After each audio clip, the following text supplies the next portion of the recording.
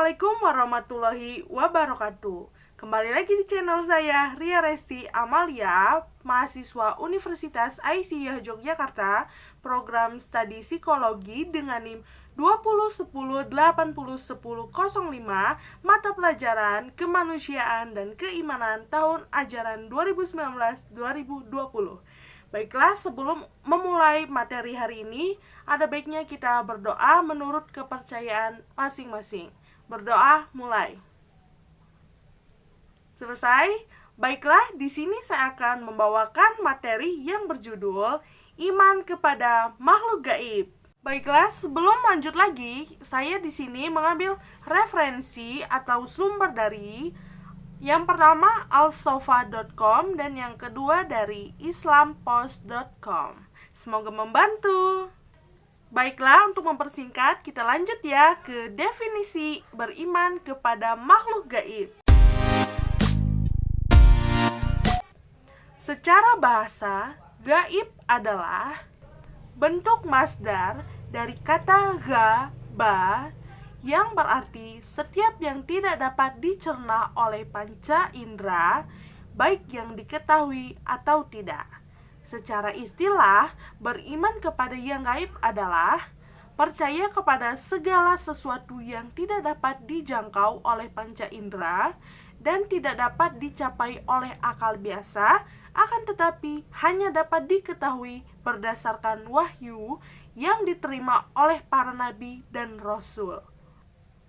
Dalam permasalahan ini, Ahlus Sunnah wal Jamaah berkeyakinan bahwa beriman kepada yang gaib adalah merupakan salah satu sifat dari orang-orang mukmin. Sebagaimana firman Allah Ta'ala, A'udzubillahi minasyaitonirrajim, Bismillahirrahmanirrahim. Alif Lam Mim. Zalikal kitabul la raiba fih hudal lil muttaqin allazina yu'minuna bil ghaibi wa yuqimunas sholata wa mimma razaqnahum yunfikun, yang artinya Alif Lam Mim. Kitab Al-Quran ini tidak ada keraguan padanya, petunjuk bagi mereka yang bertakwa, yaitu mereka yang beriman kepada yang gaib, yang mendirikan sholat dan menafkahkan sebagian rizki yang kami anugerahkan kepada mereka. Quran Surah Al-Baqarah ayat 1-3. Ibnu Jarir At-Tabari berkata, yang dimaksud dengan beriman kepada hal gaib adalah segala bentuk pembenaran terhadap Allah, kitab-kitabnya, dan rasul-rasulnya, dan bentuk pembenarannya adalah dengan amal perbuatan. Berkata Ar-Rabi bin Anas, yang dimaksud adalah orang-orang yang beriman kepada Allah, malaikatnya, rasul-rasulnya, hari akhir, surganya, nerakanya, dan beriman terhadap kehidupan setelah mati. Ibnu Mas'ud berkata, termasuk di dalamnya adalah beriman tentang adanya dan keberadaan jin. Ahlus Sunnah wal Jamaah juga berkeyakinan bahwasanya pengetahuan terhadap hal yang gaib termasuk hal yang menjadi rahasia Allah Ta'ala, dan termasuk sifat Allah Ta'ala yang paling khusus, yang tidak ada seorang makhluk pun dapat menyamainya, sebagaimana firman-Nya yang artinya, dan pada sisi Allah lah kunci-kunci semua yang gaib. Tak ada yang mengetahuinya kecuali Dia sendiri.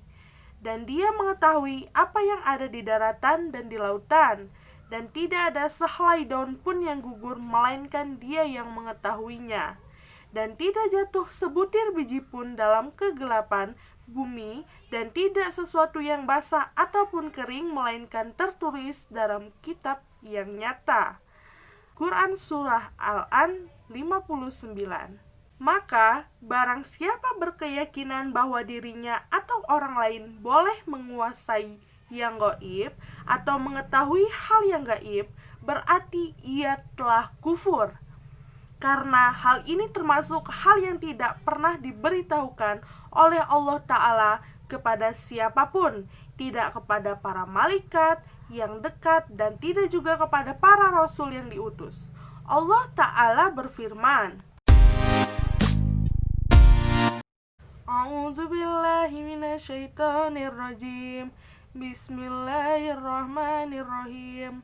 Qul la ya'lamu man fis samawati wal ardh illallahu wa ma yashuruna ayyana yubhasun.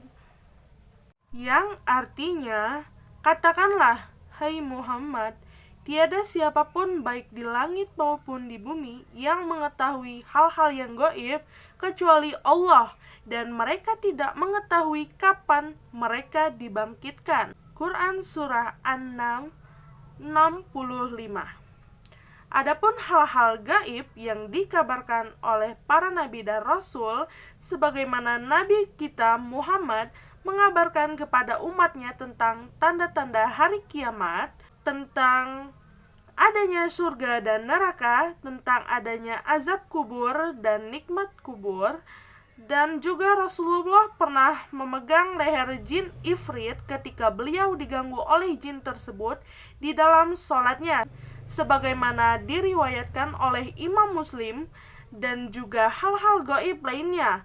Maka yang demikian tidak lain hanya sebagai salah satu tanda kenabian dan keistimewaan bagi beliau. Dan hal ini hanyalah sebagai wahyu ilahi. Pada intinya, hal-hal gaib yang Allah Subhanahu wa Ta'ala beritahukan kepada para nabi dan rasul merupakan kekhususan mereka yang tidak diberikan kepada selain mereka. Hal ini sebagaimana yang dijelaskan oleh Allah Subhanahu wa Ta'ala dalam firman-Nya, yaitu A'udzu billahi minasyaitonir rajim. Bismillahirrahmanirrahim. Alimal ghaibi fala yudhiru ala ghaibihi ahadan illa man irtada min rasulin fa innahu yasluka min daini yadaihi wa min khalfihim rasuda, yang artinya, dia adalah Rob yang mengetahui yang gaib, maka dia tidak memperlihatkan kepada seorang pun tentang yang hal gaib itu, kecuali kepada Rasul yang diridhoinya, maka sesungguhnya dia menggandakan penjaga-penjaga malaikat di muka dan di belakangnya. Quran Surah Al-Jin 26-27. Jika Nabi Shallallahu Alaihi Wasallam saja tidak mengetahui hal yang gaib selain yang diwahyukan kepadanya, bahkan dengan terus terang beliau menafikan yang demikian itu atas dirinya, maka bagaimana dengan orang-orang setelah beliau? Tentu mereka pasti tidak lebih tahu, karena Rasulullah lebih berhak daripada mereka. Tergelincirnya banyak orang ke dalam kesalahan berbahaya ini disebabkan oleh beberapa berita yang mereka lihat benar, yaitu berasal dari para dukun dan yang sebangsanya, sehingga keyakinan mereka semakin kuat. Dan selanjutnya mempercayai cerita-cerita mereka berikutnya. Hal gaib adalah termasuk hal yang hanya diketahui oleh Allah Ta'ala. Bahkan sebagian pemberitaan para nabi terhadap hal ini hanyalah berdasarkan apa yang Allah Ta'ala telah berikan kepada mereka dan bukan karena usaha mereka sendiri. Tidak sebagaimana fenomena yang ada saat ini, banyak orang mengaku dengan bentuk nama apapun telah mengaku mengetahui yang gaib.